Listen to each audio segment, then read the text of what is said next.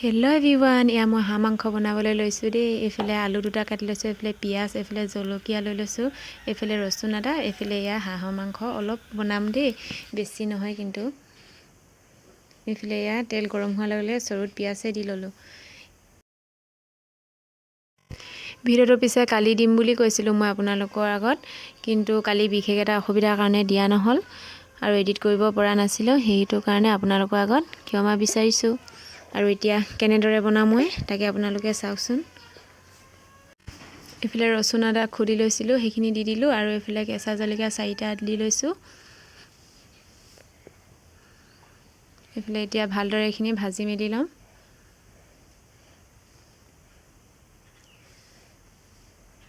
পিছে মই আজি মাংস জুইতহে বনাইছোঁ দেই। জুইত বনোৱা বেছি ভাল লাগে নহয় জানো খাবলৈ। এইফালে হালধি দি ল'লোঁ। এইফালে আকৌ মিট মছলা অলপ দি দিছোঁ আৰু মই মছলা দিয়া নাই বাৰু।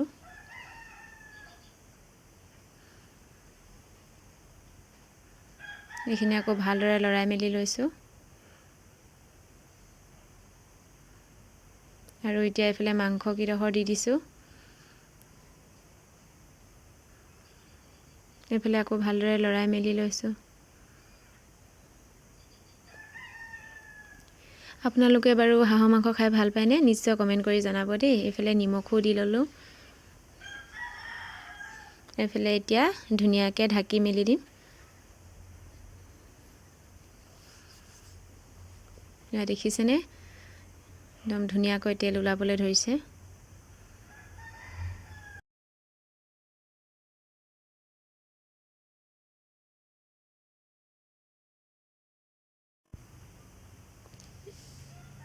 এইফালে যে আলু দুটা কাটি লৈছিলোঁ, সেইকেইডোখৰ দি দিছোঁ।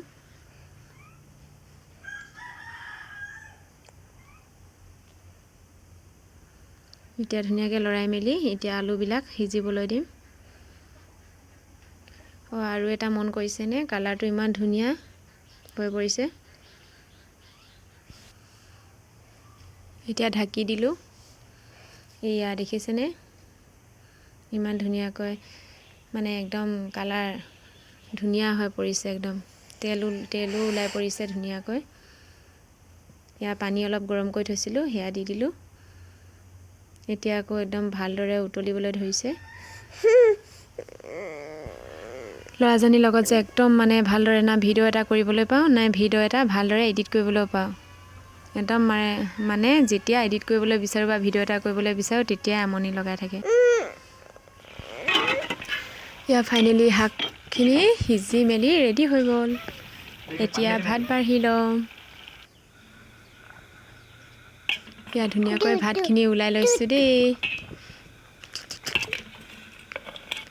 আপোনালোকেনো মোৰ ভিডিঅ'বোৰ ক'ৰ পৰা চাই জনাব দেই।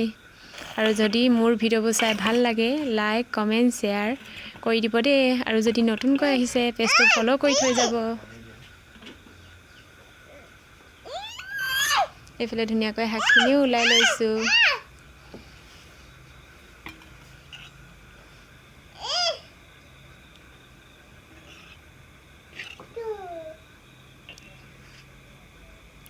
আৰু আজি ভিডিঅ'টো ইমানখিনি আছিলে আপোনালোকক দেখাবলগীয়া।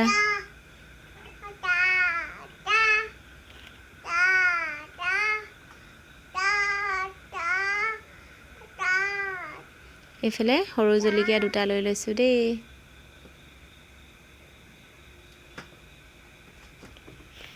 আজিলৈ আহিছোঁ, বাই বাই।